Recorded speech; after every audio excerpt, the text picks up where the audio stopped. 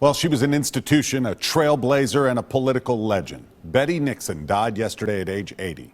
Those who admired and fought against her took time to remember her legacy today, and they spoke with our Chris Conti. Chris? And Rory, they all shared similar sentiments. Betty Nixon was a fighter. She championed minority issues.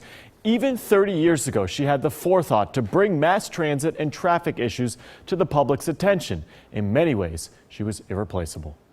I expect to be a candidate who speaks out on the issues, answer the questions. The calling of public service lured Betty Nixon in decades ago. She was a trailblazer. Larry Woods is a longtime friend. Because she was involved as a decision maker in so many of the important issues. The two first met when Nixon first ran for Metro City Council in 1975. Her home was a meeting place on so many vibrant issues in Nashville over the years, from the civil rights movement to the women's movement. There is certainly a progressive mood here. Nixon was a force to be reckoned with. Born and raised in Nashville, it was the city's neighborhoods that had her heart and soul. I don't know anybody else in public life that's been as successful with her projects as Betty Nixon was. She wasn't always successful, though. She ran for mayor twice. She lost twice. Betty just never stopped, never quit. She just moved on to the next challenge, the next cause. But along the way, she paved the way for other women in her past. She always made an imprint,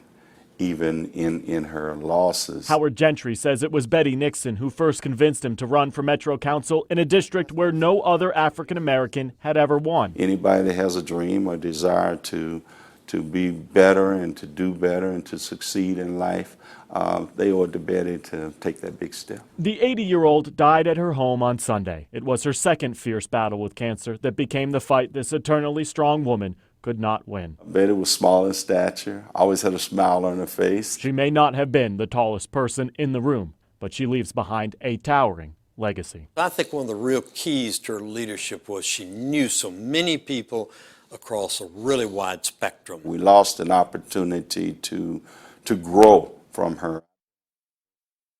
Nixon died at her home surrounded by close family and friends yesterday. Funeral arrangements are still being made. Rory.